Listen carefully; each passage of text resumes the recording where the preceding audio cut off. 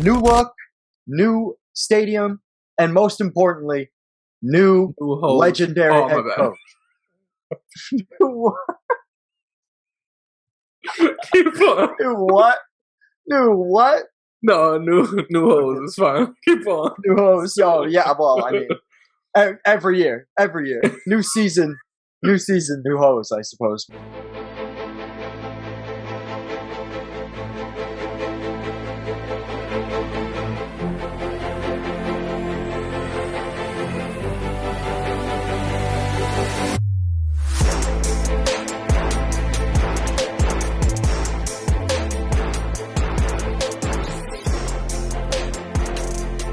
Let's get ready to rumble! That's what this season's going to feel like. This is, by all accounts, probably going to be looked at as Shaq's apex year. This is absolutely the number one contender for apex year. Excuse me, we can't jump to, like, we do that all the way at the end of his career. We're still like in the middle of his career. We can't do that right now. I'm just saying, this is widely considered his best year. I think it's debatable. We're gonna find out at the end of this. I'm absolutely joking. So it's like hey, we could see the next year in the pool. No, anyways, now you're making me really jump ahead. So they left the LA Forum last year. We talked about that last episode.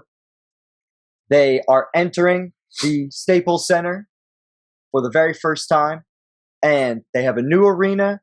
They have a new look. It's not these jerseys anymore. It's like very nice. Yeah, way more of what Dario's got on with Kobe Bryant. And new look, new stadium, and most importantly, new legendary head coach. Keep on. New what? New what? No, new hoes. It's fine. Keep on. New hoes. Oh, yeah. Well, I mean, every year, new season, new hoes, I suppose. But is it when Kobe new season, new coach. No, let me stop. You're stupid. Just stop. Cool your head. So Phil Jackson, who was wooed by the New York Knicks, according to the LA Times, and the Nets. Knicks, obviously, he won championships for in the early 70s. He won Rookie of the Year with them, etc. Yep. Phil Jackson signs for a 5-year, $30 million contract to be the head coach of the LA Lakers. This is what I was talking about at the end of the last year. I feel like this is a no-brainer move to upgrade your coaching and try to go in this direction. I just realized Phil Jackson like really got into like why did he do it with the Lakers? I don't know. Didn't he was with Jeannie Buss, right? At this time or not? Not at this point. At this point. Okay, that's in the future. They haven't I was even just met thinking because the Lakers, Knicks, because of this. Then, yeah. Well, okay. The Knicks, like I said, it's because he played for them. I didn't realize that was why he like in the future, next probably 14 years later, 13 years later, he ends up going with them. He ends up being the GM of the Knicks. Oh, and that garbage fire that occurred. Yeah. No. Yeah. I think he saw what many people saw over these last few seasons since they got Shaq to LA. This team is the most talented team in the NBA. And Kobe is getting better and better, and Shaq is getting better and better. But they have, when it comes to what to do on the floor and what guys should be in what roles, they are completely inept, and they didn't have a coach to get them to that point. And he states good talent. Yeah, he states that before he even joins the team. Like Phil Jackson. He breaks that down. Like he talks about how that they're like really young, and Kobe's really young in terms of basketball and like what he understands on the court, and he's still learning. And Shaq just hadn't been put in the right positions. None of these guys, like look at last year's team. There's not a whole lot of guys with experience outside of Derek Harper, who I don't know if he has any rings. obviously Rodman was on the team for a cup of coffee, but none of these guys are. Ori has championship experience. Yeah. And outside of that, there's not a lot of championship role player, experience. Yeah.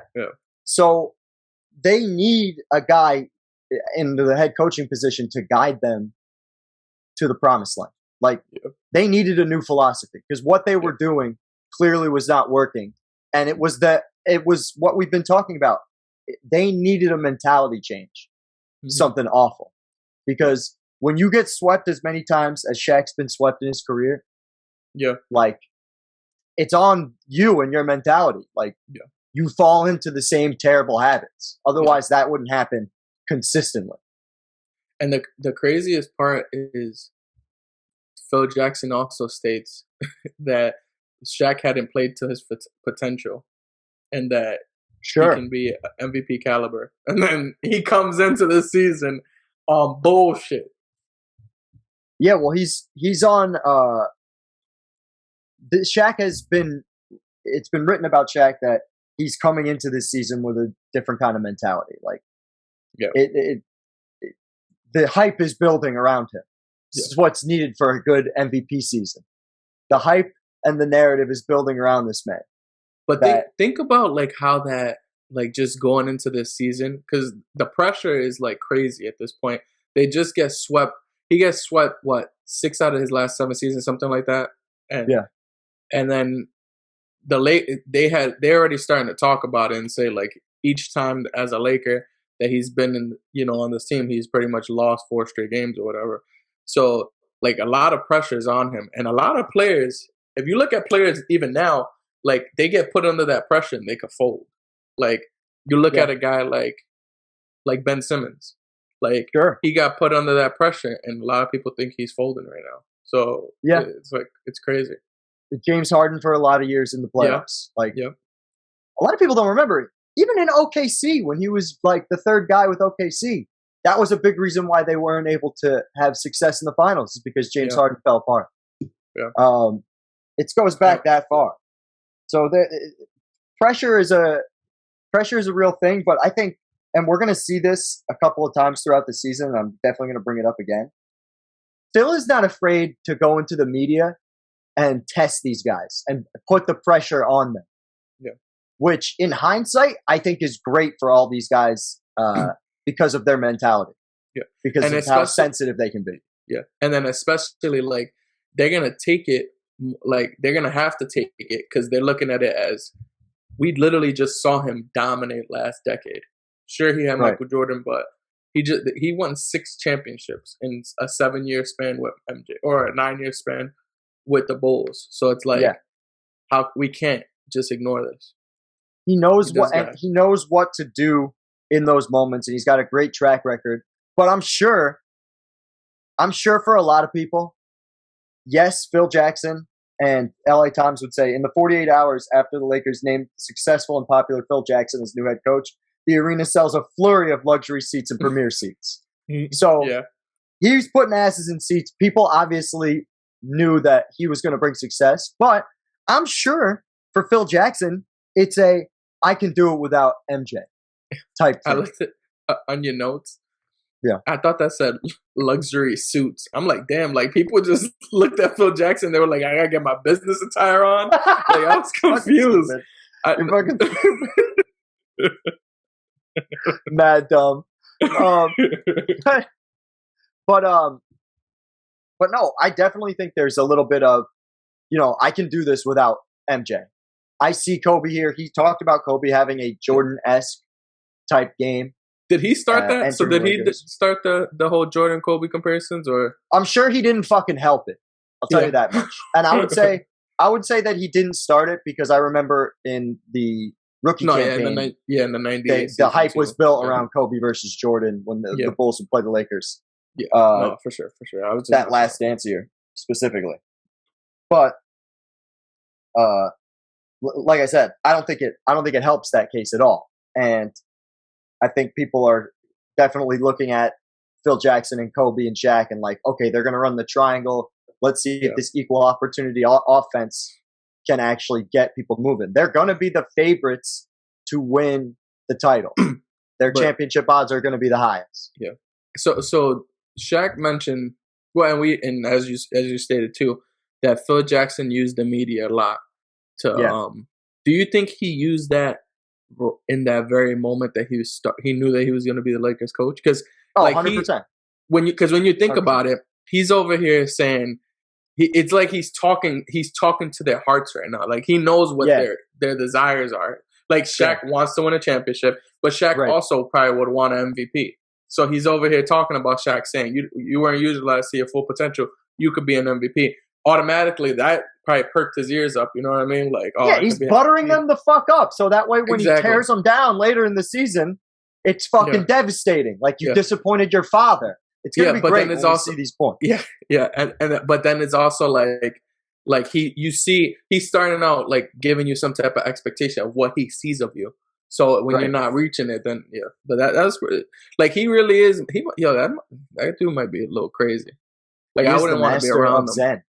They call him the master of Zen for a reason. Kobe is going to break his hand. What? No, I say he's over here trying to play mind games and shit, man. That's what he does. And I'm definitely going to bring it up again. But Kobe's going to break his hand to start the season. He's not going to play until the 1st of December. So this beginning is all Shaq. This is just Shaq. And he's playing a lot of minutes, I think. But that also might play a part in it when you think about it, because he would always come in having to be in shape. I mean, no, sorry, not he would always play himself into shape. Yeah, play himself into shape. But not having Kobe, and at this part, he's an all-star. Kobe's at least an all-star, and he's averaging. He just finished averaging like 20 points a game. So, knowing that he didn't have him for the beginning of the season automatically meant I got to start out on my A game. And as we've been talking about, Phil Jackson was there going, "Hey, buddy, you or maybe not down here. Hey, it's your job. You got to be the man. You got to take over. You got to fucking, just a lot of beef sucking going on." And I bet you that made Superman's chest puff out. And then he had to fucking go to work. 28.7 points a game, 13 rebounds, 3.5 blocks, 59.5% shooting. Fucking nasty stats. And it's only gonna get better. Because this team's gonna go, I think, 8-4 through their first 12. Yeah. Which is not. How many games did they win? 67 games this season? Yes. Okay. But in those first 12 games, there's a suspension here, right? Yep. Versus Houston. They did a back-to-back versus Houston, which you see a lot today. I feel like we see that a lot in schedules now. And I haven't seen it so much when we go backwards where they play the same team twice in a row. Yeah. But Shaq's only going to play 14 minutes here, and he's going to get ejected and then suspended for the next game because he has a famous fight with Charles Barkley. Yeah, I remember that. And I figured this would be a classic. So this has been played on NBA on TNT like a zillion times. Yeah. Huge brawl. This was probably first thing on SportsCenter for like fucking weeks. Yeah. Shaq's mom yelled at him after the game. Shaq's mom? Yeah. Apparently, Shaq and Charles Barkley's mom knows each other. Oh, yeah, that's right. Yeah. He does say that. I'll try and get that. Who got the better of that? Nobody got the better of it. It wasn't a real fight. What it was a barbershop moment. And let me explain. He hit me with the ball. Now, if I didn't do nothing back, I can't go to no barbershop in America. Right? They're going to be like, man, you got punked by y'all. So when he did it, I'm thinking about our mothers because our mothers are best friends. So I'm like, And I'm thinking, but I'm like, oh, hell no, I can't let this go. Shaq, that punch that you threw had some pretty evil intentions. As you see, he misses a lot. If that had connected. He misses a lot. But look, my theory on that fight was, Ernie, okay. All you got to be is 15 feet away. I don't want to fight Shaq. My thing was, okay, I had to make a quick decision. Let me just get him, then they're going to break it up. Because they're not... Fucking, he does say that. Him and his mom, the moms like came together. It just looked like he fought a bear. Yeah. He's looking around like, yo, what just attacked me? Did I just do that? Did I just scrap with this man? This is peak Shaq. This is like Shaq at his most brolic. Yeah. Like, he was doing all that wild monkey stuff, throwing elbows, acting crazy, said Shaq. That's a crazy quote. Who suffered his second ejection in less than a week after receiving 2 texts Saturday night in Portland. So he got ejected in Portland, and then he comes here, and this nonsense occurs. In Chuck's last year, within the next month, Chuck is going to announce his retirement from basketball. Like, yeah. And it's crazy. I think that was a tactic to get me out of the game, and it worked. I'll probably have to be a little smarter next time. Just wait to get him back later. Chuck's lucky he didn't land with that left punch, man, because, he might not be here with us. I'm pretty sure that's been talked about. Yeah. That's crazy. Can't let nobody hit me, says Chuck. Wild. And it did work because when they almost won this game, right? Yeah. But then the next game he got suspended, and they were able to beat the Lakers by 16 points. So I guess he's right. I guess it did work. But that's the major highlight in the pre-Kobe element of this season. Yeah. Shaq's starting to build. He's getting stronger and stronger, right? He's still playing his way into shape. Like, no matter what, even though he came into the season dominant, like, yeah. And then this is when he starts. And I feel like he always really has done that. It's just more so, like, it's. I think because he's always like put up his numbers. I mean, sure, it might have not been like the 28 and 15 that he always talks about, but he was definitely putting up like at least 24 and 10 or something like that. Yeah, I think it's just more so. I think if you come into the season not ready, that tells your teammates something. Now, what I mean? Like it's just a horrible way to start off a season, and it seems like your leader doesn't care, kind of thing. That is a mentality you could see getting swept, like as a team. That's exactly the type of mentality that ends up getting you swept, for sure. So Kobe comes back. Oh no, go ahead. No, I was gonna say, and like you completely see the difference once he was 100% focused. That team like sure, Phil Jackson definitely played a huge role, but Shaq's taking on that full leadership and saying like, I'm gonna take accountability. I'm gonna be here ready. Kind of start. I think that changed the whole team's mentality, and it also like they talked about how happy this team was with each other. When the last couple of seasons, there was a lot of turmoil, especially in the media and stuff like that. And we had quotes that we had. Sorry. No, you're good. Last thing before I move on from the Chuck thing. Like I said, Chuck's going to announce his retirement, and they interview Shaq.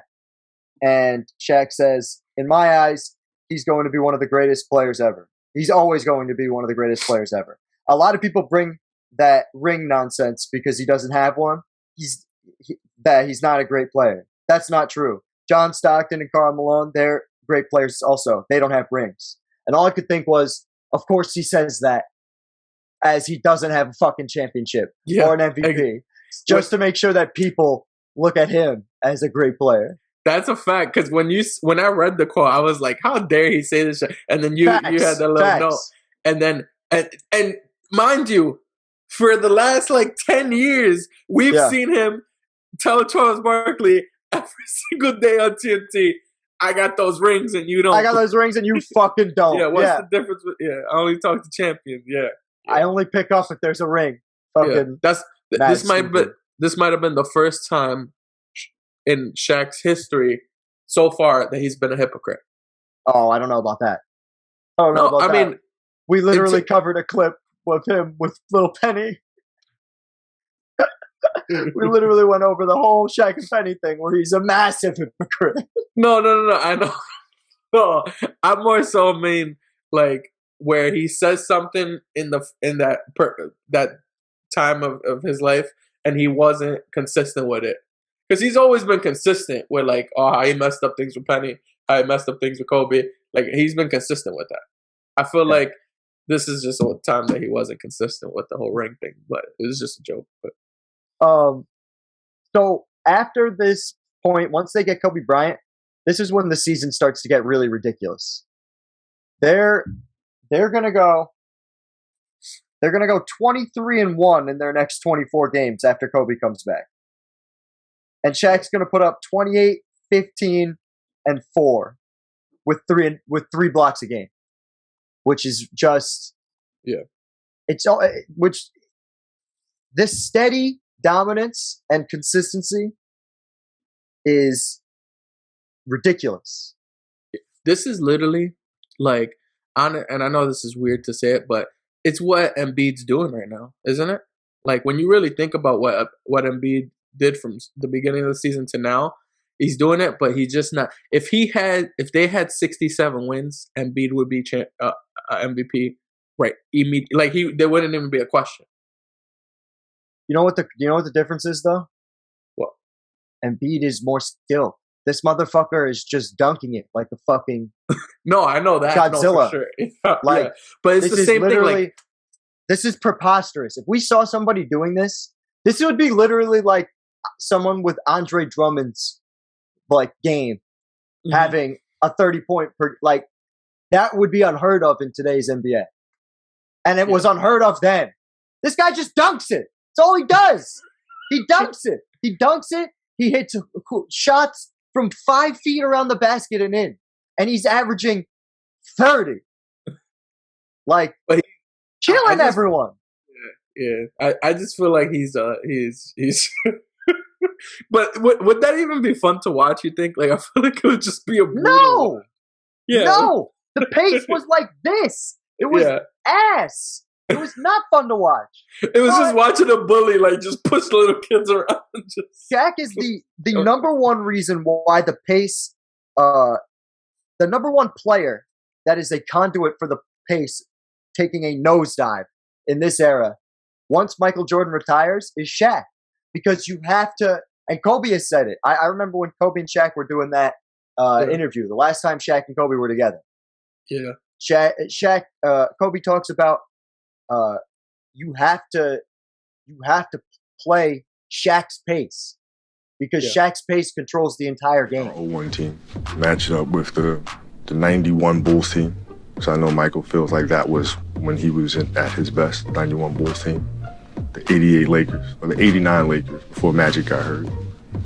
I'll always go to tactics first. And I'm trying to think, how would Phil and Johnny Bach handle what we're bringing with you down low? Because they've never seen that before. What would they do with Luke Longley down? That wasn't Luke at the time, it was Bill Cartwright. That's barbecue chicken. Right, so how do you that's always the question, right? And even with the Magic team and the Showtime Lakers and the speed and this, that, and the other, what people didn't understand, and the small ball that people play now, if you guys were playing today, you can't play that style today. And I'm saying, hold on, man. I don't think you guys really understand how much we control pace and tempo. Because with you down there, the game stops. You can't go anywhere. Because the defense has got to come down and get you. It stops them from running out. There's nothing you can do. There's no long rebounds. There's none of that going on. The game is always chopped up because you're drawing fouls all the time. And so I would love to see how they would deal with that. You remember? Because, but that's in the playoffs mainly. Like, what's their pace in the regular season? I can't imagine they're the lowest. So, because I know they I could totally imagine them being low. Really? So they're right in the middle. They're 93.3. They're right in the middle. Yeah. Obviously, they're in the playoffs, and they have the best defense. They have the best defense in basketball. Yeah. Fifth best. Now think offense. about that though, because so it was funny. I was actually speaking to Joel Embiid. I was actually just watching that interview with him and JJ Redick, and he explains why a center should be defensive player most of the time, and because we never really understood it, obviously without blocks and whatever. But then he was talking about like the real like breakdown of it all, and like how they're pretty much like the quarterback on the court, like how they're calling things, they're calling screens, everything, like, and then they're the ultimate rim protector.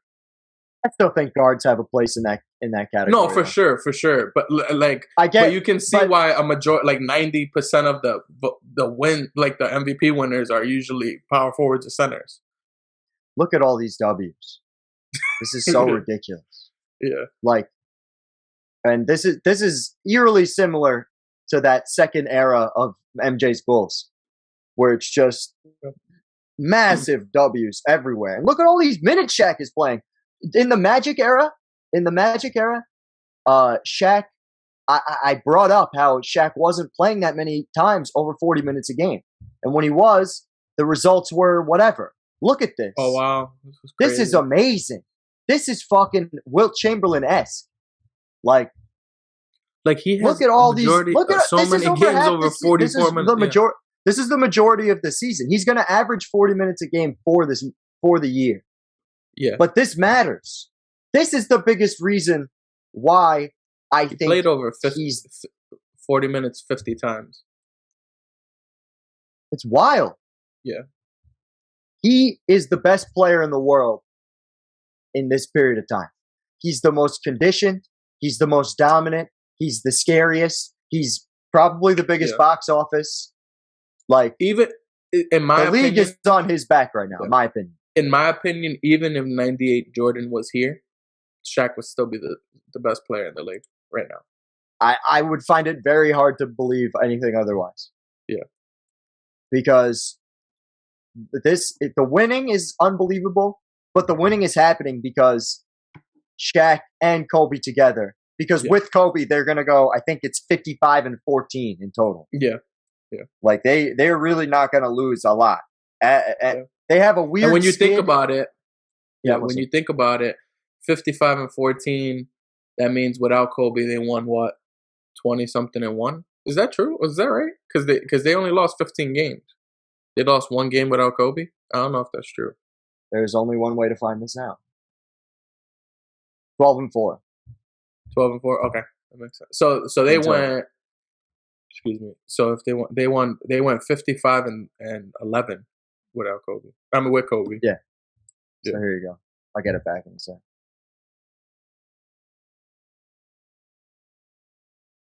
Yeah, there you go. 55-11. My fault. I was close. No, you're good. We know my math is stellar, but yeah, and they're, Kobe has a very good year. Shaq, obviously, we're talking MVP, right? Yeah. But they go through a skid in January, and Phil Jackson just calls them out. And the quotes will be underneath me, where he's just like, Shaq played lazy, the team played lazy, like, and this is not something we've seen from Shaq's head coaches previously.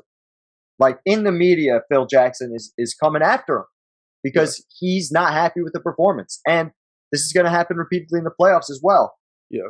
I feel like with this team, with what we know now in 2022, Shaq being as sensitive as he is and Kobe being as crazy as he is, this was the perfect strategy. And I'm sure Phil learned this from dealing with Michael. Because that's what Michael needed to get himself going. And I'm sure Phil was like, hey, I bet you they've never seen this shit before. Coming after him. And then Phil has the cachet to do it at this point. Yeah, exactly. It goes back to that. This is not a Phil Jackson that doesn't have respect. Yeah. So and when you now, like, to reiterate Russ's point, like, when you look at the last 8 years of Shaq's career, he pretty much had coaches in and out 8 years of Shaq's career. The coaches went in and out in LA last year. In the Magic, he got a coach fired, or him and the players got a coach fired. He had times where he was coming into games and the coach didn't even know that he was going to be coming to the game. Like, so he had all of these, like, these are all things we already broke down. But, like, he had all of these situations happen. So he was pretty much in control at all points. And this was finally when the coach came in and said, I'm the coach of the team, and this is how it's going to go, kind of thing. And I think that helped him a lot. And there are guys who have had starting roles for this team that don't have those roles this year. Yep. Like, and that's part of the sacrifice. It's important to know. And that's necessary because, like, when you think about it, like a team, you need players to know their roles. Absolutely. So it can't be. So if you start off from the beginning of the season telling these players that played really well the season before, hey, you have to be role players in order for us to win. That kind of, and then obviously he pretty much put Shaq and Kobe in the forefront. Yep. And it worked. Yep. It absolutely worked. But yeah, so they go through that skid, and then for the rest of the year, they're going to go 33-4. Yeah. It's insane. There is nothing. Look at this. They basically don't lose in February. Outside of the 1st of February versus San Antonio, which is important to note. They got absolutely blown out by San Antonio. Did Kobe play in this game? 81-105. Yeah, Kobe and Shaq were the only people that literally they took out everybody else in this game. Yeah, that's crazy. I'm sure San Antonio was pissed because one of the big things that kind of leads up to next year, like, was that San Antonio felt like they could beat them. Obviously, they just swept them the year before, and they never get to face them this year. So. And now they beat the dog shit out of them in the regular season. But outside of that loss in February, they're not losing, and they're basically dominating. Right. They stomped fucking Utah by 46, which is a big, fucking deal because Utah's another team that has swept them in the playoffs over the last few years, and it's a team that we're gonna find out in one of these years here. The Lakers are going to look to avoid. So they've dominated them. They dominate basically everybody. Huge, multiple double-digit victories here. The most important, though, being on his birthday. So Shaq is getting ready for his birthday party, right? He usually takes a pregame nap. He didn't for this particular occasion. All he was worried about was getting through the LA Clippers, who, not for nothing, we know that the Clippers are relevant now. Like, now they have Jerry West. They have Kawhi Leonard. They have Paul George. They're going to be a playoff team this year. This is not that. This is the other side of the apex. This is Valley. The part that Lindsay just Valley greatness. Try to learn about, right, Grelin? Yeah. Fucking. This is the basement of their fucking tenure in the league. Yeah. They're gonna have 15 wins, the exact opposite of the Lakers' finishing record this year. 15-67. Absolute horseshit. Yeah. Terrible. The great coaches Chris Ford and Jim Todd. Yes, you remember those historical great coaches. They do have a Hall of Fame assistant coach in Kareem Abdul-Jabbar. More on that later. Hey. So who is guarding Shaq? Let's go to Kareem. the center. No. I was gonna say, if it was Kareem, that would be hilarious. Oh man, look at these household names. Keith Kloss, fans? Keith Kloss, absolute legend. Yeah. The Candyman, historic bus. Yeah. For you Kareem fans, if Kareem was in his prime, he wouldn't be able to deal with this. All right? I just want to trigger some people. Let it be known. Let it be known. So Shaq is coming into this game, frankly, not giving a fuck about it. Looking forward to his party that's coming up afterwards, right? Yeah. Big party. They're looking to go out on town in LA, whatever. So they go I'm pretty sure the Clippers start to take a lead in this game.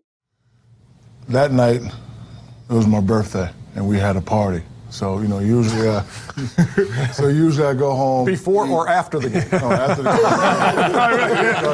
I was like, in the game. Big party. So, usually I go home, eat lunch, take a nap, get ready for the game. But we playing against the great Keith Kloss and the LA Clippers. So I'm taking the night off. I got to get ready for the party. I got the Bentley, I got my suit, so I'm going to go, I'll shave. We're going to beat them. So we get out there, and they killing us. Now everybody looking at me. Let's go to the quarter by quarter.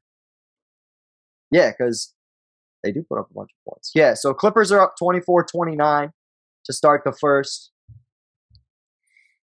And Shaq's got his usual 10 points. He's basically averaging that in the first quarter for this year. He was a big first quarter guy during the season. Him off strong, yeah. But they're still losing. So then second quarter comes and Shaq's like, all right, well, nobody can guard me. I'll just start fucking playing now. So he just talks about he's scoring, right? Then, in the second half, Kareem Abdul-Jabbar is telling the centers how to guard Shaq. So now I got to play. I didn't get my nap. I'm getting tired. So I'm just scoring. So I look over to the bench and I see one of my idols telling Keith Kloss how to stop me. I see Kareem saying, "You got to do this. You got to do that." Now I'm pissed. Kareem, so I'm like, "Give me the ball." So I'm scoring, and I get 61. I'm throwing lobs, and I'm actually kind of upset at Phil because I think we had like 5 minutes left, and he took me out.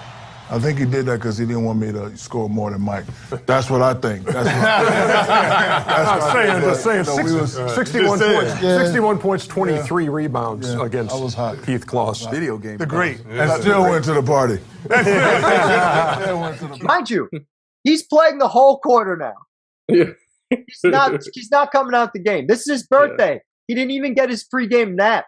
He's not trying to be out there. But now Shaq's really pissed off. So he's getting the ball, scoring at will, 16 points, and then finally 19 once he realized he could really go for it. And he believes that he went it's just Shaq, Kobe, and the bench. Yeah. It's just Shaq, Kobe, and the bench here. And he believes that Phil Jackson took him out of the game early. Phil Jackson said it was for his birthday, but it's for Shaq. He feels it's because he didn't want Shaq to get 70 and break Michael Jordan's record. That is what Shaq has said. Jordan's got 69. Jordan's career high is 69. In the regular season. Oh, okay. Yeah. And I think Shaq could have gotten it. He definitely is getting over 63 if he finishes out this quarter. Yeah, probably. I would say strong, definitely. Yeah. But he finishes with 61. It's going to be his career high. I think that it's cool as shit that it happened on his birthday. Him, though. I mean, I wouldn't have kept him in either. Yeah, but 35. It's his birthday. You let the man do what he wants. He's on fire. Yeah, I guess that's true. You just continue to feed him. Yeah. Shaq said the shots that I've been missing for the last couple of games were falling for me in the first half, said O'Neal, who scored 15 consecutive points in the fourth quarter. I carried them the first half. A couple of my teammates said they wanted to get me 50. I just tried to get the ball in deep position and just go up. They took care of me tonight. I would like to thank my teammates. I would like to thank Phil Jackson for giving me the opportunity to do this. Yeah. Crazy game. That's fire. One of the greatest regular season stompings of all time. And that is how we're basically gonna. Let's see from March. I do want to see the MVP voting, but from March to the end of the year, look at this. Look at all these numbers. This is going to be a crazy stat line. And they probably sat out those last two games, to be honest. 34, 12, and 4, shooting 59% from the field. and making 60% from the line. Yeah. 34. That's insane. Again, I will reiterate this. Bullshit. It's all dunks. Yeah. I will. No, that's he what got makes this crazy. He got a little jump hook. I know what you're going to tell me. I know he's got decent post moves. If we take away those first 2 games and just go from the 61-point game on, he's almost at 36 points a game. Yeah. 60% shooting. 60% from the line. Taking 11 free throws a game. He's completely unguardable. And they're basically not going to lose while he's doing this. Yeah. I don't see another case for MVP. Yeah. Especially we're since they're almost 10 wins over any other team. Right. Like, it doesn't even make it. Shaq is averaging 30 and like, so 30 and 14. Like, that's not even. So Shaq's going to finish the year. Yeah, like almost you said. Unanimous. He has all first place votes, but all but except one. for Allen Iverson's bitch ass.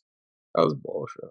He was close to being the unanimous. But like, how do you have? player. I'm sorry, like Allen Iverson this year. Like, how's that even a question? Like, it's Shaq almost has as many. Yeah, but one assist. Like, Shaq has 1 assist less than Allen Iverson, and if not, he would be leading him in everything besides assists and steals. Yeah, That's and as I've said repeatedly, Allen Iverson, the least efficient MVP of all time. Like, he's never going to cross this 43, 44%. Like, it's not going to happen. 42 is like average.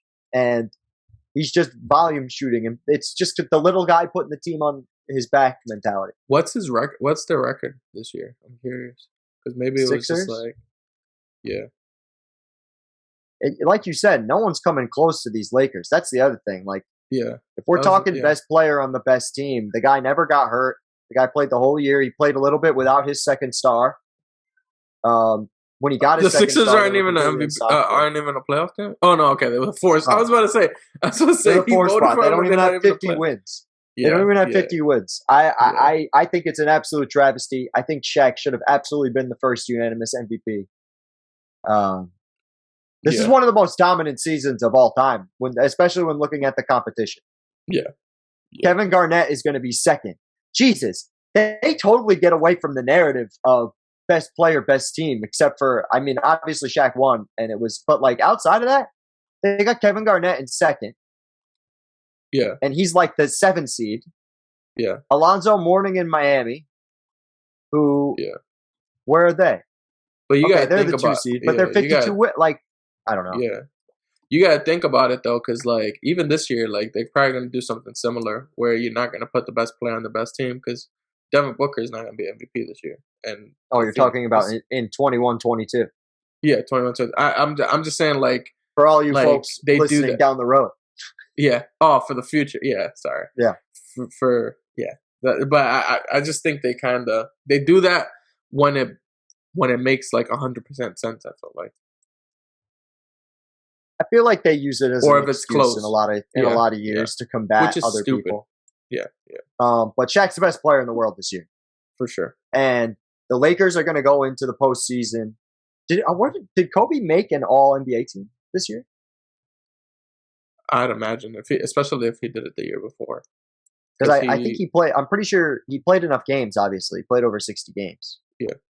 But I wonder if he made the first team or the second 22 team. 22.5 points. I think 6 and 6. 5 and 5 or something like that. He's definitely. So Kobe's going to be on second team. Yeah. Jason Kidd and Gary Payton will be the first team. Shaq obviously had to have been unanimous. Yeah. Let's see, wasn't even close. Yeah, all NBA teams. Yeah, I mean, if they had him almost unanimous MVP, that it definitely would have had him unanimous center. It's crazy. What? So I know I asked this, but I just want to know, what was his defensive player of the year like rankings? That's a good. This is if there's ever a time where he's going to be on it. Yeah. Second. Here you go. There See? you go. This is why I talk about this is some stupid ass shit, man. There it is. Because like the 3 blocks a game, like that's one more than he usually would, right? That's about average so far. Because he's been doing 2 to 3 blocks a game his career. Yes. But I'm sure he probably has, like, it's all the other advanced stats that probably make it make more sense, especially them completely dominating. And they're the best defensive team in the league. So that makes sense that he would be. Yeah, that's I think the key. Like now they're the best defensive team in basketball. But yeah, he's gonna average 3.5, 3, 2.5, 2, 2.9. He's putting up a lot of blocks, but 3 is, For future it's Russell, a spike for sure. Future Russell, can you please look up what the defensive rating for all of his teams before this were? And how thank you, it's Future Russell. I got you. Fucking, it'll be on your screen for sure. Because this will definitely be up there. This will definitely be up there. No, for sure. This is probably the best. But I'm just curious about the other stuff. Yeah, probably. I'm thinking already how I should get it. This is for future me. Fucking so.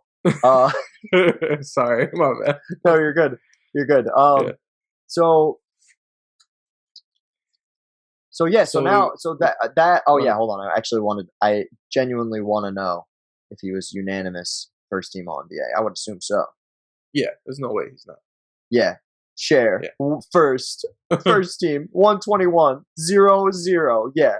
Completely unanimous first team All NBA selection. It's fucking impressive. It's a really insane year. 18.6 win shares. We were looking at win shares for a while. Well above everybody. Like Allen Iverson's win shares is almost 7. He's the only one. He's the only one in the top 10 that has less than double digits.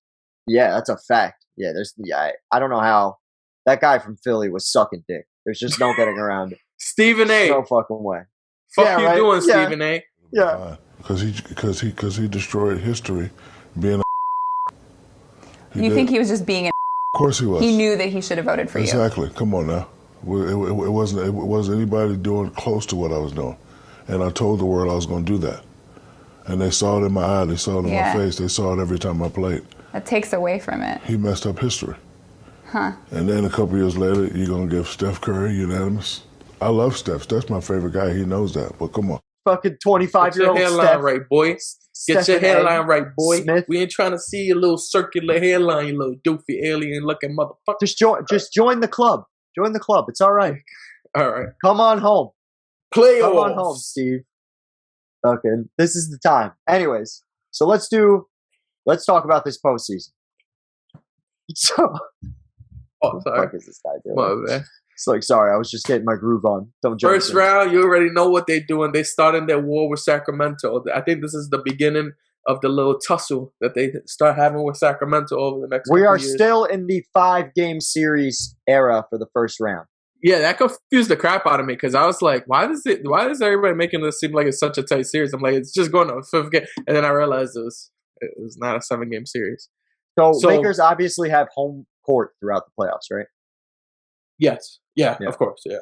The craziest part throughout this whole playoffs that I noticed is Shaq always starts out with the nice punch you right in your face. Got to give you the 40-piece. In every single series, he starts out the series with a 40-piece.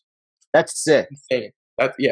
And the only thing, and I feel like as a fan, especially because I'd probably be watching every single Laker game during this time, I would probably start noticing that pattern because I remember in 2009, Kobe did something very similar. Every single playoff series, he started out with scoring a ton, and the very next game, he had a ton of assists. It was like he just steered away. It was crazy. But you notice that as a fan. I feel like if I wonder if that's the case though with Shaq. Curious. Yeah, maybe that's a Phil thing. Because he did have some games with a good amount of assists. Yeah, I'll get the series highlights. But why are you doing that? So the Lakers pretty much dominated. They dominated obviously all regular season.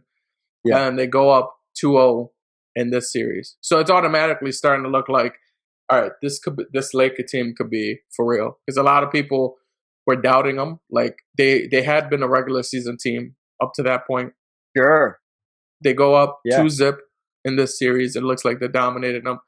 And then you got Sacramento doing a little fight back. Chris Webber, hearing him in a post game interview, like he just the shit, like the way he sounds like while like commentating is the same way he sounds like it, like his tone, and I don't know, like just the little doofy shit he says, like he said it in the post game too, and I was just like, that's weird. I feel like I don't see players do that often. Yeah, he did pass more. He got 6 assists in the second game here. He definitely did pass more. It's interesting. Yeah, and they just smashed. Fuck. But yeah, then they dropped 2 at home, and and that's crazy because think about that now. Like, I just want to go into the Lakers' mindset at this point. You just literally had a dominant regular season. Hadn't had something like this since the 80s, right? Yeah. The Lakers. Shaq has literally had all this pressure on him. He comes out dominating the whole season. You start out this series and you go to 5 games. First so series. now it is 2-2. It is 2-2 heading into that 5th game. Yeah. They go back to, and the Kings were looking confident going into game 5, which I was surprised. Like, they were not afraid. And you know why they weren't afraid? Because Shaq looks like a little bitch who quits every single time, according to this fucking, so far in his story arc. Yeah. Every time in this moment, he fails. Yep. Every single time. And this is and honestly, I feel like this has to do with what the coach installed in him throughout the regular season, because he comes into the series and he completely dominates that last game, and that's when he first ever names himself the Big Aristotle. Yeah, you gotta do it with me, Russ. Wait, was it this, or was it when he got his MVP award? Like I thought it was right after this game. One or the other. I know what you're talking about, though. Yeah. But he calls himself the Big Aristotle because it was Aristotle that once said, "You must." I'm not gonna. I'm cutting to it. I'm cutting to it now.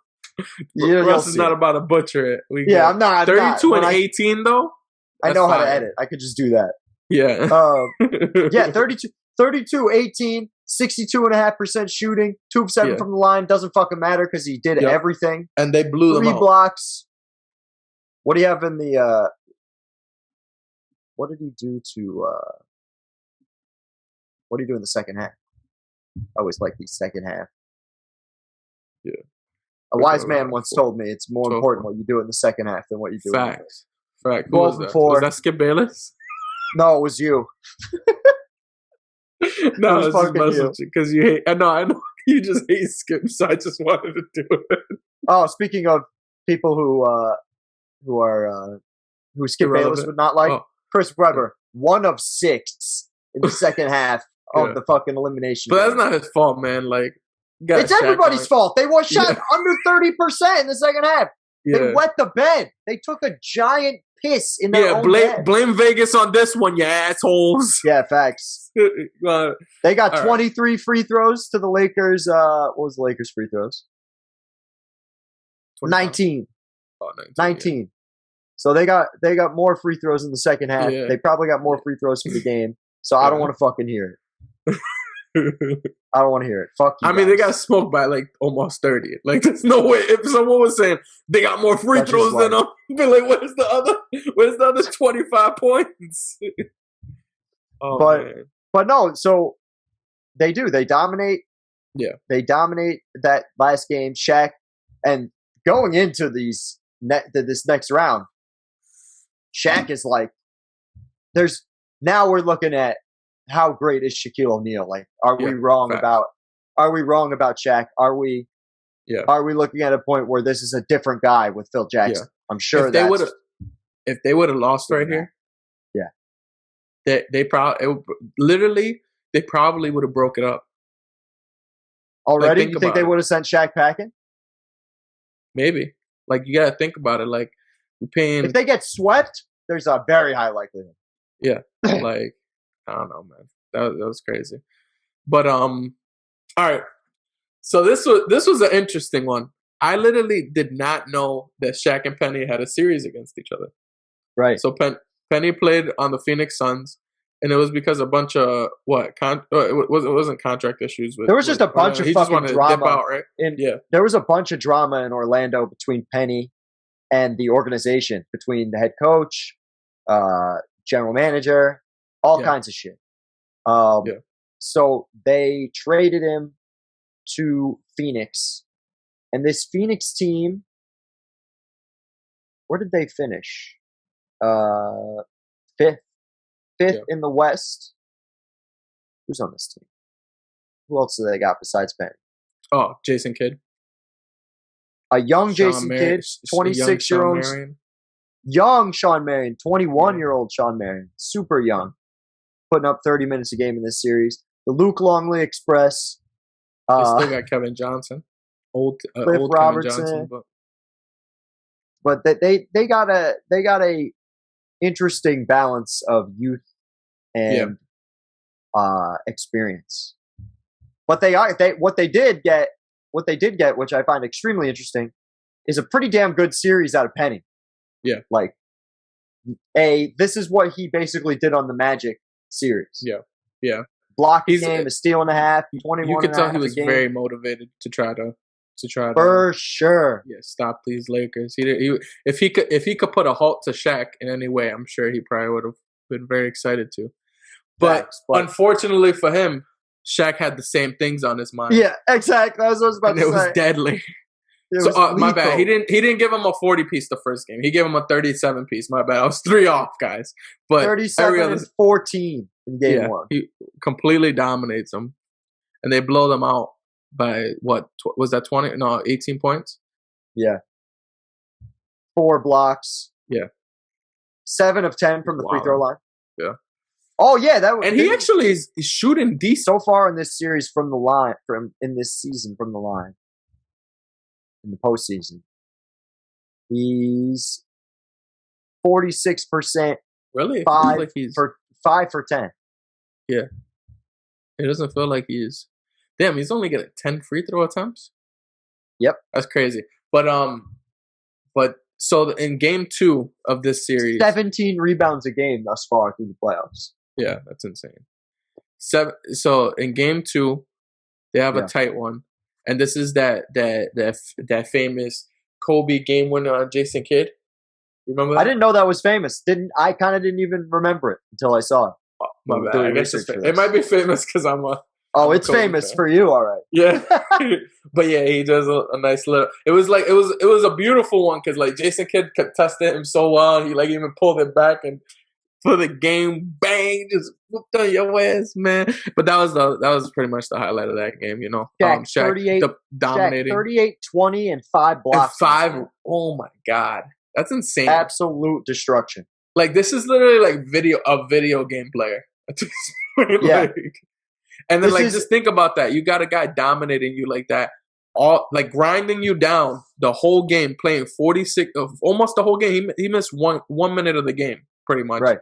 And then you have it close, and then they have a closer.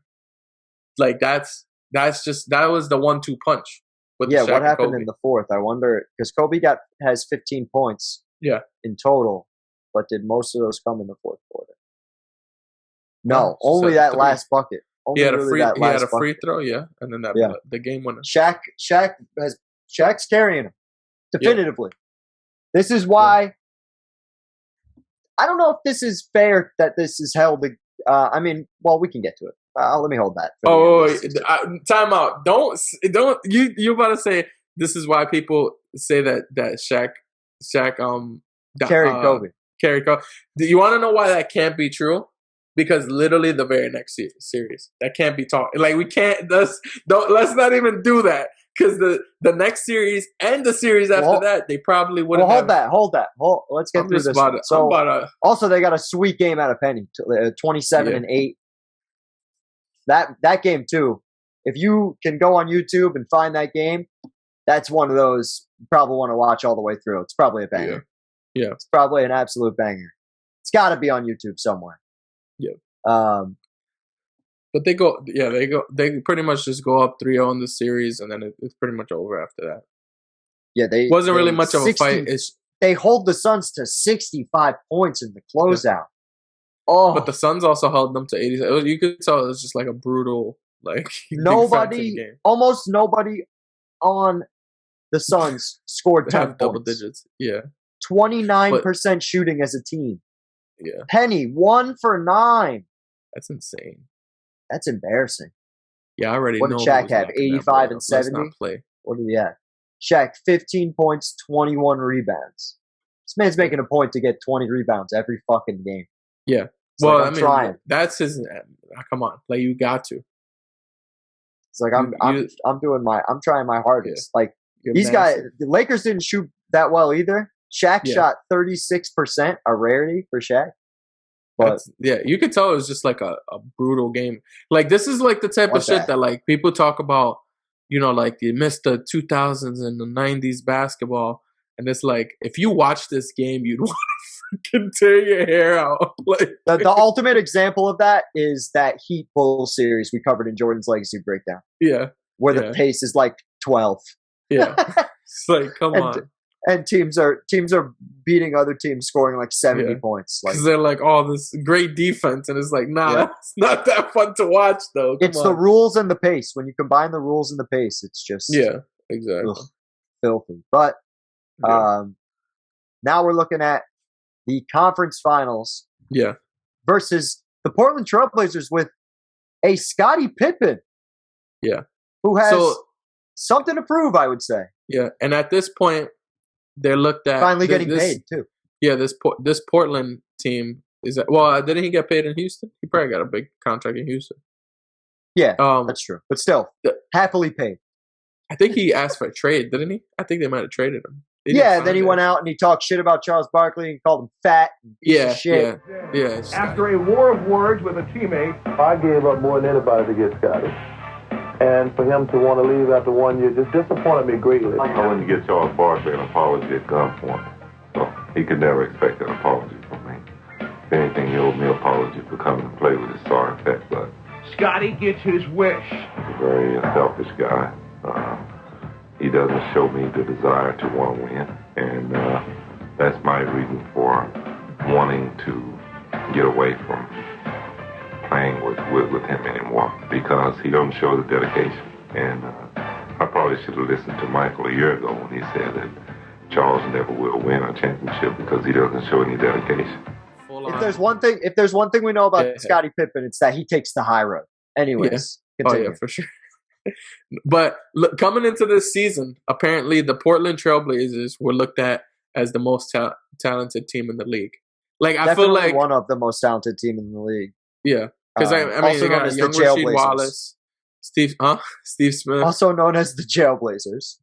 Yeah, but going into the series, you got to also think about how the Lakers are coming into the series. They had every time they got into the Western Conference Finals, they've saw defeat. Horrible, awful defeat. Yes, and it was bad. It was like not even close. Sweep. So there's a lot of pressure on them going into the series, right? And Rick Fox was the one that said apparently Portland was the most talented team going into that season. We looked at it as a stepping stone that we'd failed at in previous years. The Western Conference Finals, we were unable to push through that. To start the season, Portland Trailblazers had been talked about as the most talented team. In the past, we had been dubbed the most talented team. A great rivalry, and it's going to become an even greater rivalry as this series moves along to what people feel could go the full 7. And people were looking at this series as it was going to be a 7-game series. Wonder what their championship odds were. Yeah, I'm curious too. They're going to be they finished as the 3 seed. Their championship odds are plus 350 preseason. So I think that is over the Lakers. Yeah. Yes, it is. So they did have a better odds than the Lakers. I was wrong to start this. So Lakers are plus 400. Blazers are plus 350. That's crazy. Yeah. So much to your point, this team is projected to obviously they didn't expect. You know, obviously they looked at the Lakers as a contender, but they just didn't. I'm assuming they weren't expecting to get this Shaq, and then also like Kobe's obviously developed more. The team around them is good. Like they have a really good team around them. They have a lot of good role players, and you see that play a role in this series, right? So this very first game, like I said, Shaq comes with the boom, just punches the shit out of him with the 41 piece. What is it? 11 rebounds, 7 assists. Like he's like this. That's a pretty dominant freaking performance for him. Almost a 5 with 5 blocks. It's a 4. It's a 4 by 5 for sure. Yeah, 41, 11 rebounds, 7 assists, 5 blocks. Yeah. No turnovers. Yeah. It's insane. Absolutely insane and completely carrying. Yeah. It's so weird to see Kobe take 9 shots in a game. Yeah. But this is the type of stuff like I feel like Phil Jackson got them to understand their roles. There was games that we saw, especially during the regular season the year before, where Kobe was taking more shots. Like in that Penny game, game last year that we talked about with the Magic versus Lakers, and Kobe shot 24 shots, Shaq shot 19. Like that should not happen, especially in a game when Shaq is like that's an important game to Shaq. You know what I mean? Yeah. So like things like that, I feel like Kobe's starting to definitely understands his role more this year. You know what else is man, they must have been like hack-a-shacking him.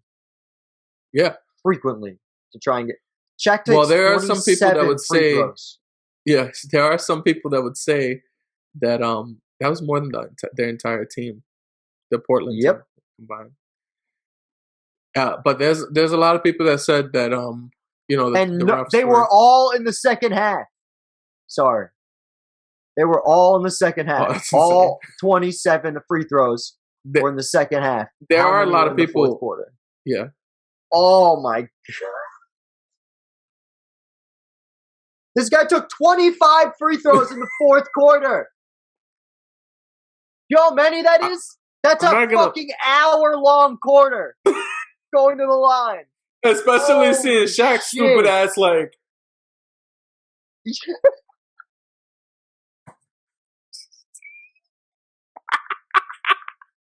That is an hour. That is the longest quarter in existence. Watching 25 free throws. Shoot free throws for an hour in 11 minutes. But this is I hate this. I hate the current basketball, the 2022 basketball with the shooting the threes. But I'd rather watch that than watch Shaq shoot 25 free throws. I'd be upset. In one quarter. Yeah. Holy shit. That's insane. All right, maybe the refs were helping the Lakers out a little bit. Holy shit. Were the Lakers down going into that quarter? That I can't. I don't know off the top of my head. No, they weren't. They were up. No, they were up by 15. No, it's 13, but it's fine. The Blazers were trying to hack them. Yeah, at least a little bit. Yeah. Well, they probably were doing the hack-a-shack to try to come back in the game. Yeah, try to come back. That makes sense. That makes sense. Yeah. All right. 25 free throws. Holy fuck! Sorry, that was worth looking at.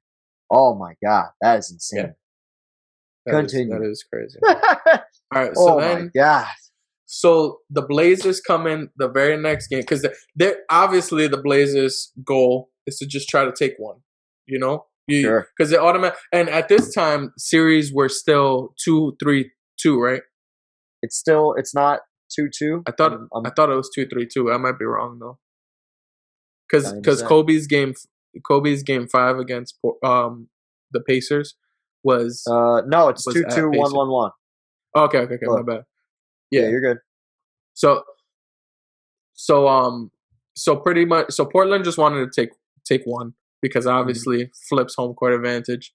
Very much. And they pretty much do so. Scottie Pippen and Rasheed Wallace and Steve Smith, they all did their thing. Rasheed Wallace having 29 and 12 though on Shaq. 3 3-pointers from crazy. Your 4. Yeah. From your 4/5 in 2000. That's like That's a 2015 game. Like a player in 2015. That's crazy. This is like a great Chris Bosh performance. Yeah, facts. It's fucking great. Especially when you think about going. I think Shaq and Sheed was talking to him the whole time. Oh yeah, for sure. Just talking wild shit. And this is where the hack of Shaq ends up coming in their favor. Shaq 5 of 17 from the free throw line. Yeah, 29%. And Future also would show the clip, but so Scottie Pippen at the end of this game walks up towards the Lakers bench and does a little like sly smirk kind of thing to like Phil Jackson, like just to like rub it in a little bit. Switched in this series has been turned upside down. They came in and nothing went wrong for them, and everything went wrong for us. We didn't run our offense, we didn't execute, we didn't stop, and we had that sly look from Scottie.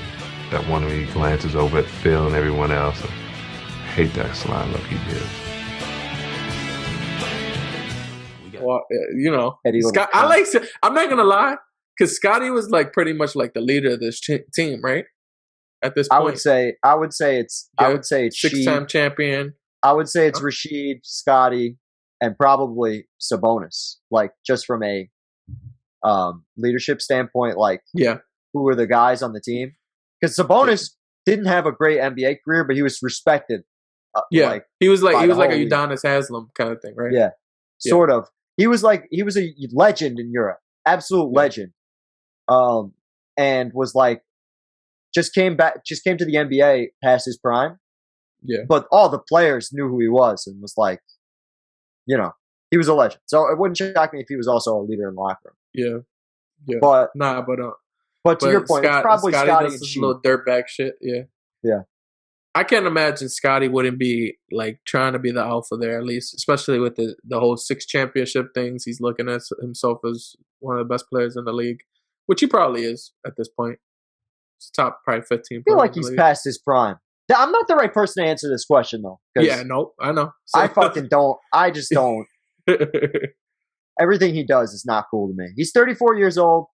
Is he? He's definitely not a top 15 player in the league. Yeah, is he gonna be? Well, let's see if he's an all-star. Maybe he's an all-star. No, he's not. Fuck him. He hasn't been an all-star since '97. No, since fucking MJ graced him with his presence. Continue. Yeah. Oh my god. I hate it. I'm done. As soon as I saw that stupid little smirk he gave, I was like, "Go back to your fucking locker room, you little bitch. Get the fuck out of here." Scottie, if Scottie would have beat a championship, like if they would have won a championship, fuck you, Scottie. And Scottie would have won like Finals MVP or some bullshit. Oh my god, we would literally never hear the end of Scottie Pippen. Absolutely not. He'd literally say he's the reason Jordan has all the championships. I should have won all those Finals MVPs. Jordan doesn't get anywhere without me. Have you been on the internet? That's how it is. Frustrating. Shaq's 26 and 12 in this series. Pretty cool. But so they're gonna get all the way to this 7th game, right? Yeah. No, there's a lot to this. Hold on one sec. I got so in the very next game, game 3 is very close. Lakers. So Glenn Rice at the end of the game hits a corner baseline shot to go up 2 in the game, and you know. Kobe Bryant comes up and has a game-winning block to win this game. Yeah. They go. My man had 25, 7, and 7, right? Yep. I'm just saying, like, these games matter. Like, when you really think about it, like, you go into Portland, you in game 3, you go down 2-1 in the series, that could be a completely different series, especially if it's going 7.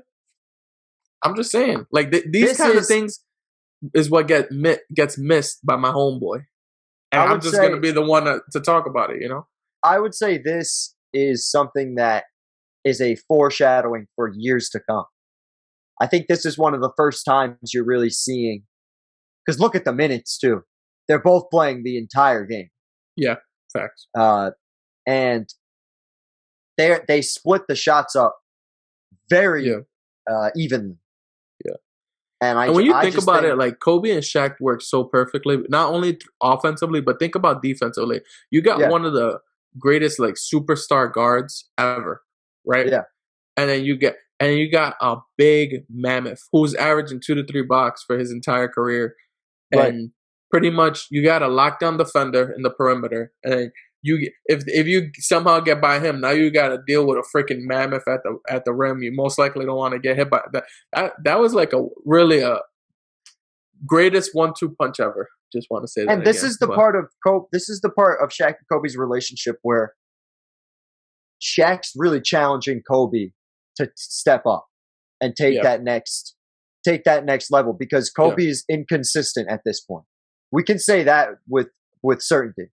Kobe has games like this. In 99-2000, he has games like this where he goes 25-7-7, and he's playing really, really well. And then he'll have other games where he's putting up like 15 points, like we saw before, where he's putting up like he's not a consistent 20-point per game scorer, especially in the postseason yet. So my only thing with that is if you're giving Shaq 30 shots, like, and especially with the slow pace. This is my whole point. This is why this is a foreshadowing for years to come, because we haven't seen this with the even shot distribution so far in this. Oh, playoff. that's okay. My bad. Like, sorry, I was saying that. I read that. I know you were fucking. Well, I wasn't trying to be. I was just more so trying to explain the math, how the math will work out. Like, no, but if you give it, and it makes sense to give Shaq if no one could guard Shaq, I'm gonna give him the 30 shots. Why not? Like, he's gonna give me an automatic 2-point. Like 60% of his shots are gonna go in. Why the hell would I not? You know what I mean? Yeah, and it's interesting to see how he's gonna get Kobe, and Kobe's gonna start to now compete with Shaq, and that's what's gonna make them ultimately better. Yeah, facts. Like, they were looking at the box score after this, talking shit to each other. Like, that's part of the dynamic for sure. Phil going back there being like, "Hey, I see you guys are splitting the shots up. Whose team is this?"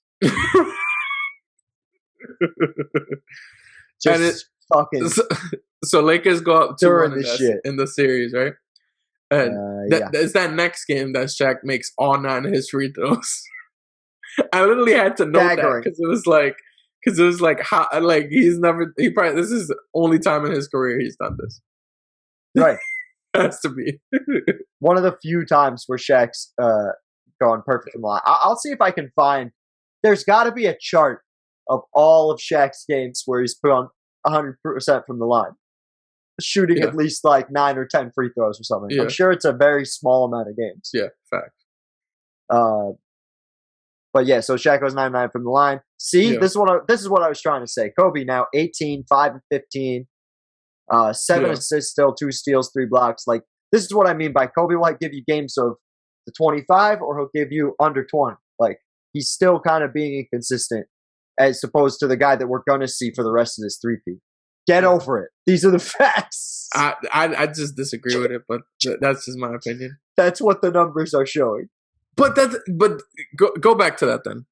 We could also look at the numbers and see that Shaq's also shooting 47% from the field, which means that game was a very defensive game. I know. When you have but that's like not, Shaq's shooting pretty much 13%. What? That's not what I was talking about. It's game by game. It has nothing to do with it. It doesn't have that. What I was talking about. But you don't think game by game, freaking each game is completely different. You can't. I suppose, but look at I just think like in future years we're going to see a Kobe that's going to consistently give you more than 25 points a game, no matter what.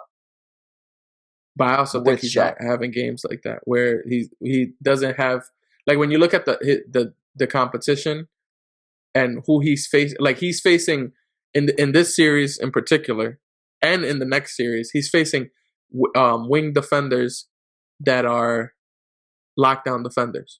Scottie Pippen. He also, to get to the basket, you got to deal with Rasheed Wallace. You got people who can guard you, and then the very next series you got the Pacers, who were a very defensive minded team too. I think that next year you don't have that much like to go through, so which also changes, and then obviously Rose and all this other stuff. But let's keep on. And he's significantly better because he's a year older and he's had championship experience. Like, I think this is all part of the story. Don't get me wrong. I think he's 100% way better. I just don't think he's inconsistent here, is what I'm saying. I think he's playing his role. I think his role is to be that second guy. Next year, he stops that. if he was consistent, he would shoot a more consistent percentage, and we're going to see him shoot a more consistent percentage in later years, for sure. His role changed. This is Shaq's. This is definitive, irrelevant. This is definitively Shaq's team, and I think Shaq. I feel like you're just trying to trigger me. No, I'm really not. I'm not.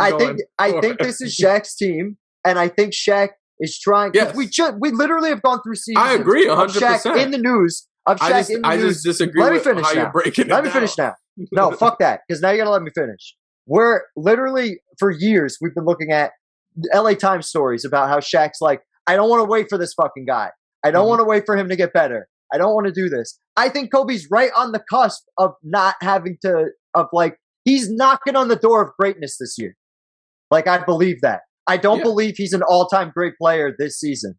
I believe he's knocking on the door of greatness. And I think Shaq is pushing him to that point. And I think what makes him great in future years, as early as next year, is consistency. That's all I'm trying to say.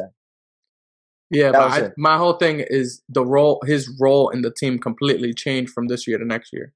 I would argue that that happens because he gets way better and can handle that role. Like, that could be the argument. We could argue that next year because this is not the reason. So, what happens in Game 5?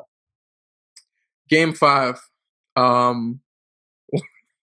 got completely. Game 5, we go to.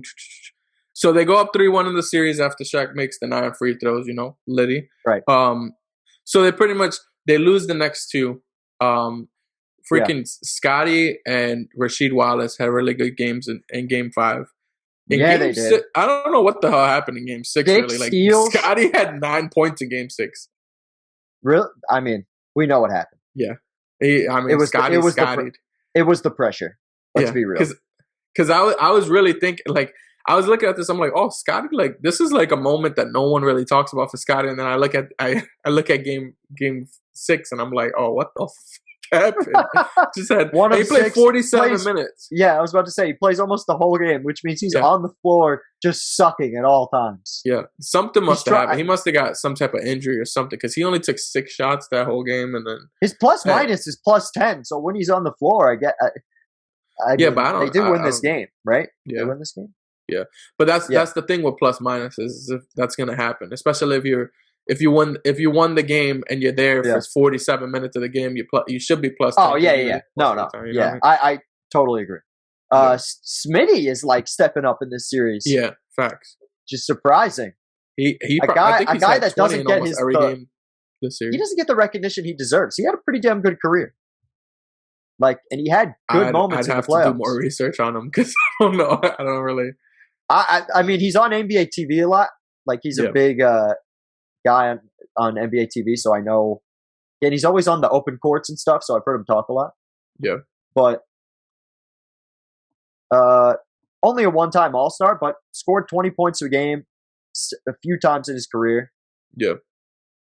I think an underrated career because he's got these moments in the playoffs, and this is a big playoff series for him. Especially when you have Scotty cracking under the pressure. Yeah. I feel like Future Russell just make sure Scotty didn't get injured in that game. Because you're gonna see some old head be like, "You guys weren't even there." He tweaked his ankle funny, and then he had to call out. He had his back spasms. His back, his fucking back, his back, and his ankle, and his arm. He was all, a warrior, and it was probably mainly his skull because he cracked. So this game. This is one of the craziest games of all time. If you've ever watched this game on Hardwood Classics, it's absolutely on NBA TV every so often. This is an all-time great basketball game. Fact. So Portland is up by 15 at a specific point in this game. Yeah. And they were up by what? I think they were up by about 13 to end. Going into the fourth quarter. Going into the fourth, rather. Yeah. Going into the fourth quarter. And Phil Jackson gives a speech. And because at the time, all they're doing is doubling and triple teaming Shaq. And I want to see. I want to see what the numbers are. So Kobe's 5 of 10 in the first half, 12 points, Shaq 2 of 4, 9 points, not taking a lot of shots because he's getting a lot of doubles. Lots of assists, 4 assists because he's kicking out, looking for the other guys in the triangle. So that makes a lot of sense. Yeah. 3 blocks from Kobe in the first half. Wow. Sorry. Yeah, you already know. And I remember at this crazy block day, someone was just coming off the baseline and just swatted that shit. Real Goonie gang shit. Third quarter, Shaq 0 of 2, 0 points. This is when they're getting fucked up. Yeah, they're just really like taking Shaq out of the game. Yeah. And Phil Jackson pretty much does this little speech and tells them, like, you guys aren't playing how you played all season, which is within the triangle. Like, they kind of just stopped at the triangles, try to give it to Shaq, and just realizing Shaq's not. The main focus of the Portland in this game was, we'll double, triple team Shaq. If someone else is going to beat us, we're going to make somebody else beat us. We're not giving them their automatic 2 points. We were up 3-1. We got cute a lot of times. We let our guards down. That aura of invincibility has been pierced big time. This sets up an unbelievable Game 7. They were the toughest team, and they were the only team that wasn't scared of us. Well, for me, I was kind of nervous, but I knew that I had to come out and play well, which didn't happen. I didn't have one of those Shaq-like games at all. Still no Shaquille O'Neal for the Lakers. This is a 15-point game. This crowd is stunned. Now, for us, in our head, we got tired of failing. And if we don't get this one, just be another, they had a good year, but, they failed. I know I definitely would have been the scapegoat if we didn't win that year. I know I probably would have been gone right away. Yeah. So other players had to beat them, and that's where pretty much all their role players came in. You had Glenn Rice had a really good game, right? Yeah. And who else? So the way I've heard Shaq tell this story several times is Shaq. I know the speech that you're talking about. Yep. But Shaq tells this story where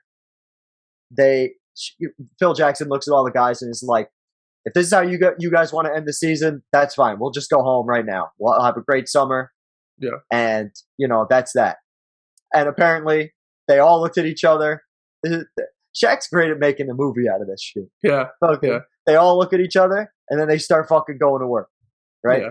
And, so and that's one of those things though, like, but before we keep on, I think that was a big issue throughout his whole career. Whenever his back got to the wall, he never had that coach to push him. Like any other team would have got blown out. We saw this multiple times in Shaq's career. Facts. If he's in this situation, they're getting blown out this game. It was starting to go that way in this game. Yeah, exactly. Like they were already on their way to getting blown out, and pretty much without Phil doing that, I feel like they wouldn't have got that spark. I don't understand why Rick Fox was talking in the documentary like it was his job to start shooting, because he took one shot and he missed it, and he has no points. I was all ready to talk about Rick Fox was like, he was so excited because finally he gets chances to shoot, and he takes one fucking shot and doesn't even score. What happened in the third? Fucking same thing, 0 points. Shut up, Rick Fox. Just tell the story like other people did it, because that's what happened. Robert Horry, big shot, Bob, threes. What? Brian Shaw, this is the famous crossover on Scotty. Throws it up for the alley, and the big Aristotle smashes it in, and it's over. And then he just runs with the. I was scared of that. If we didn't get it done, it'll be over. Kobe versus Shaq feud thing gonna come up. I just let everybody down. I think in the fourth quarter, I got rolling a little bit. I hit one off the glass. They get it deep to Shaq, and he connects off the glass. But I kept telling Kobe, hey, I'm wide open at the rim. And he said, I got you. The last play, I wasn't even looking for the ball, because I was like, okay, Kobe gonna shoot in the fourth quarter, get it to Kobe and just get out the way. So he got it, and he crossed Scottie Pippen up. And Grant left me, and I just threw my hand up. I almost didn't jump because I didn't think he was going to throw it. But when he threw it up, I said, oh shit, this is not a shot. So I had to get up, and he actually threw it up too high. If I would have jumped a second later or jumped too early, I would have missed it. And I didn't want to take a chance being cute. I just threw it through real quick. That was the defining moment of our dominant run. Yeah, that's what that was. He runs into somebody's arms, almost kills that guy that he runs into his arms. Wow. Yeah, that was the beginning of the end of the entire NBA world. NBA, I was about to say the beginning of the beginning. It finally clicked. It was like the Thanos snap of the fingers. And Kobe and Shaq had now become one and became the dynamic duo. They each put up 9 points in that quarter. Yep. And yeah, it was beautiful symphony. If you have a chance, if you are a big Shaq fan, which I would assume if you're watching this fucking show and you're in this deep, you're probably a big Shaq fan. Yeah. Go watch this game. Because especially the fourth quarter is just unbelievable, the comeback. It's dramatic. It's great. Love it. Fucking love it. So, last but certainly not least, we got an NBA Finals against an Indiana Pacers team that is coached by a Laker supervillain. Yes. the biggest Lakers supervillain, Larry Bird. They should have been happy that this wasn't in the forum, because Larry would have probably figured it out. Probably would have still had one of those leprechauns in there ready to do something. Shaq once again starts off a series giving you a 43-piece of whoop ass. Facts. 43 and 19. How many blocks? This is wild. This is one of the greatest performances by an individual player in history.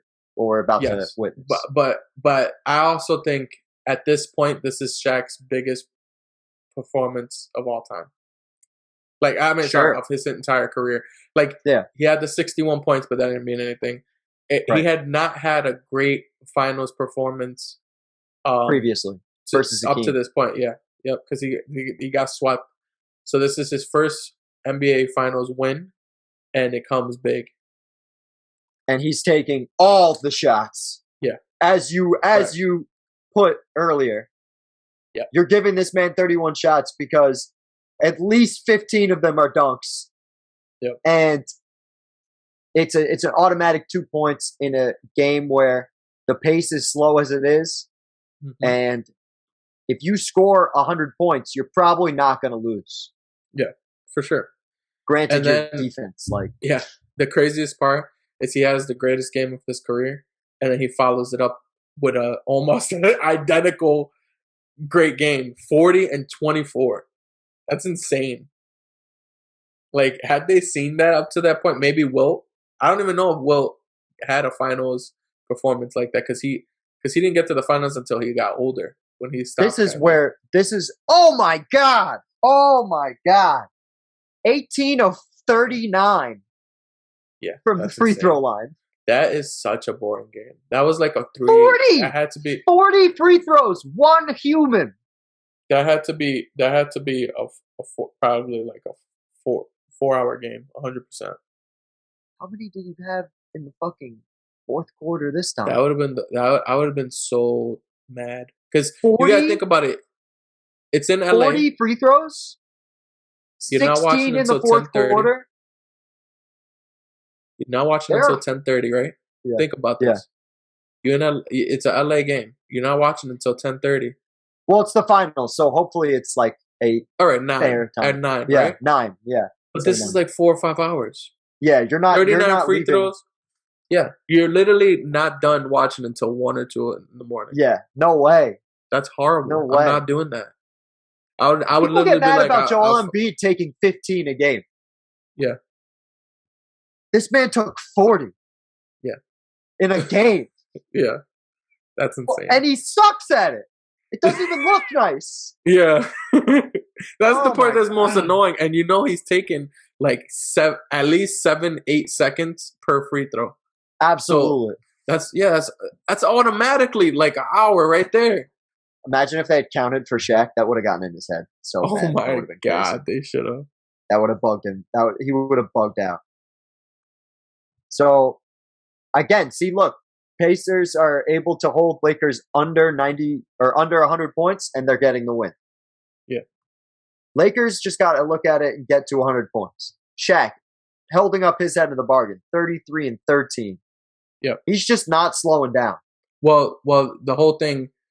What this is game? This is game 3, right? Yeah. So at the end of game 2, and you see, and if you went back to that box score, Right. this is the famous Jalen Rose foot under Kobe, sprained ankle, out for the game. I don't know if you remember that. This is that beat. Right. This is why Kobe put 81 on him. He remembered that. But so Kobe didn't play in game 3. He got injured in game 2. He only played like 9 minutes. And the reason, like, obviously Shaq had 39 free throws and wilded out in game 2, but also the bench helped. I mean, not the bench, but the role players helped out a lot. You had 20 pieces from both Ron Harper and Glenn Rice. Yes, you did. 21 from each. So 5 then- threes from Glenn Rice. Wow. Yeah. So then they're going into Indiana without Kobe, and obviously that's huge. So Shaq would have had to do a lot to make up for that difference. So other players are gonna have to step up, and then we come into the famous game 4. Oh, this is your favorite one. Where does this rank amongst your favorite games of all time? Favorite games of all time? Yeah. It's probably a top 10. That's what I figured. Yeah, because I mean, favorite Kobe games of all time would probably be top 10, maybe. So, Maybe yeah, top so 15. it's one of your 10 favorite games of all time. Same difference. Yeah, that's true. I was gonna say, why are you designating between Kobe and not Kobe? But Shaq, look at this, though. 36 and 21. Yeah, look at this, though. But all right, now this is the type of stuff that I talk about, because like a lot of people like to make it seem like these things don't matter, right? Uh-huh. Shaq fouls out. He obviously was dominating all game, kept them in it, but he fouls out. 6 fouls. He's over here worried now. He's thinking they're gonna lose the game. Kobe's over here like, chill out, man, chill out. Yeah. I got you, fam. I got you. Yeah. And he begins to beat shit down Reggie Miller's leg. My favorite Kobe moment is in the finals in Indiana. I foul out. Rose's 20-foot jumper, no good. Rebound should be Shaq. Smith's got it. Loose ball foul. Shaq is out of the game. I'm like, damn, I let the team down again. And you put your hand on my shoulder and said, don't worry, big fella, I got it. And you took over. Kobe fires the jumper and gives LA the lead. Shaw running one-hander, followed in by Kobe Bryant. Well, you can just feel the tension in this building. Reggie off the screen for 3. Reggie for the win! No! And that's it! The Lakers take a 3-1 series lead. It doesn't get any better than this. I knew how much it meant to you, right? And as brothers, you don't let your brother down, right? It wasn't my time yet. This championship was yours, right? Because you had worked hard to get us to this point, right? For your whole career in Orlando and all the disappointments, and here you are. And it's my responsibility to pick that up. I was filming some show at UCLA the summer before, and Reggie Miller was up there at UCLA. And I said, okay, they got a really good team in Indiana. We might see these guys. And I said, let's play one-on-one. And we played one-on-one. I proceeded to really measure him and see what he liked to do defensively, see where he moved, see where he was weak at, what I could exploit. And so when that happened in the finals, we were here, I knew what I had. I knew what I could take. I knew what he would give me. And it was just a matter of just measuring him and going to work. So it was a thought-out attack for him. I fouled out. Kobe Bryant took over. He's a fabulous player. And now, uno más to go. He had been out with Reggie Miller in California during the offseason the year before. And they were playing one-on-one. Yep. And the way Kobe says, he would proceed to measure him. Yeah. That is what he went to work. And he went 4 or 5. Easy money. They win this game. For you basketball heads, he began like knocking shit down his ethicas. Like his so his Etika, you know, underwear that they wear he was beating shit down it. All you saw was like drools of shit just falling down Reggie Miller's like thigh, and it was disgusting. But that's what happened. 28 5 They couldn't stop Rick. And it was in Indy. Wow. It was in Indy, right? Yeah. Like that's disrespectful. Like, but people want to act like 118. Yeah, people want to act like Kobe ain't that. Kobe don't win this game. They 2-2. What happens? Shaq's teams could have lost this. Kobe put him in a situation where it's like, we done up. It's over. We get in this. And then Kobe. What happens in Game 5? They get the shit beat out of them. Yeah, they get the shit beat out of them. Reggie Miller was the hell out. Why don't you tell me how your consistent guy does this time? Oh, word, because he didn't have a sprained ankle. He literally. All right, so in the beginning of Game 4, literally he start. Can we go back to Game 4 because we didn't really break that down. I was just talking my shit, but really, Kobe starts out first half. Kobe's first half starts out horrible. And it's because of the ankle. He's coming right off of an ankle injury, a bad ankle sprain too. Yeah. You know, tweaked his whole shit. My man Russell's not going to mention that though. And then Kobe gets 4 of 20. I don't see sprained ankle anywhere on this box score. All I see is 4 of 20. Yeah, you see, it's context. You know, in the future we're going to get a shirt. It's going to have my face on it. The ankle didn't seem to bother him in overtime. The ankle didn't seem to bother him in overtime. Yeah, but guess what, Russ? Have you ever played with a sprained ankle?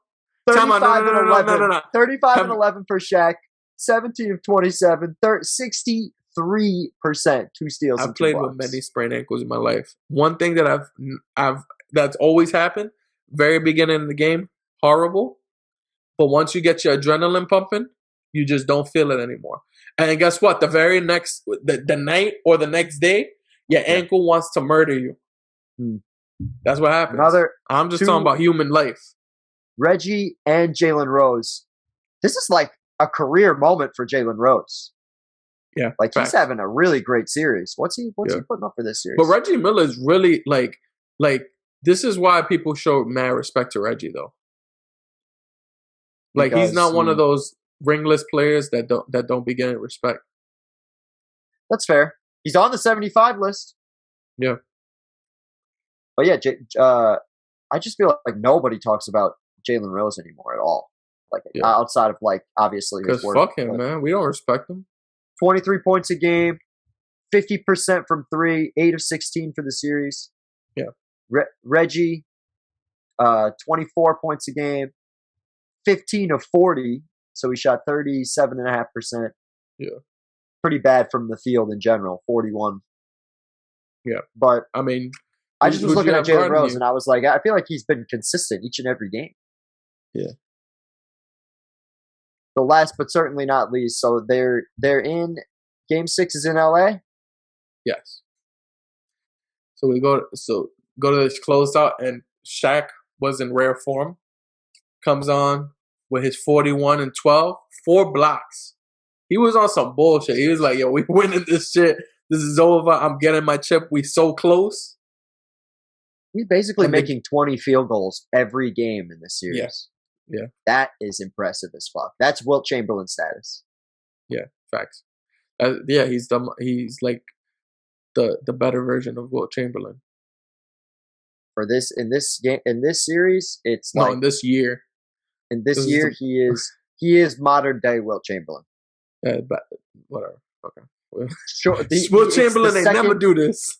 It's the second highest points per game in the finals ever to this day, to this very day. Yep. Michael Jordan's 93 performance is the only thing that tops it. Yep. And Jordan wasn't giving you 17 rebounds and fucking 3 blocks a game while he was doing it. He was 61% shooting. Though. Fucking yeah. Well, the only thing with Jordan though, he gave you the 41, 8 and 8 though, with 3 steals and a block. Like so, I mean, Jordan's performance is mentality was similar as fuck though. Just I'm coming to take straight this. monster. So in that last game, 46 minutes a game. Holy shit! Yeah, that's crazy. In that last game, Shaq gets his 41-12 with 4 blocks. Kobe gives you 26 and 10 in a back and forth game, and the Very Lakers. Much so. What happened? Very much a back and forth game. Yeah, the Lakers. It was a very tight game. The Lakers were up by 1 going into the fourth quarter, and this game ends with Kobe hitting clutch free throws to end it, and then that's when he does the ring me. Yeah, ring that's me. Right. I forgot about that. That was one of the toughest. Stop playing like Kobe wasn't that dude, dog. I discovered that when we did Kobe's legacy breakdown. I didn't even know about that. That was badass. Fucking ring me. That's some tough shit. But yeah, Shaq's gonna finally get that championship he so desperately coveted. And where does this rank amongst NBA Finals performances in total? Because we just went through each and every game. To me, it could possibly be top 5, maybe top 10. I wouldn't have this as one for sure. I think there's other players that have had some crazy shit. I think it's top 3 for me. But go ahead. To be completely objective though, Kobe has never had anything remotely similar to this. So then it's for your thing. Yeah. Because he's going to be getting better in his career and he's going to get more consistent. So of course it's not going to happen. You're right. I'm not talking about his career right now. You're absolutely right. His entire career. You're absolutely right. You're not going to trigger me, Mr. Broderick. Completely. You're not going to trigger me, Mr. Broderick. We're on the same. There's no reason to trigger. We agree. So closest thing was probably his 09 performance, the 32-7-7 or whatever he did. That was the close, but that's not better than that. That 38-17, 3 blocks and a steal. That's crazy. That's what I'm saying. I really think it's. Let's look up Finals MVPs real quick. We can get all of them on a silver platter with their stats. I'm automatically going to go MJ in one of them. Which one? The 93 one is definitely. Is the best one for you? I don't know whether I would have 93 or 91. 31 and 11.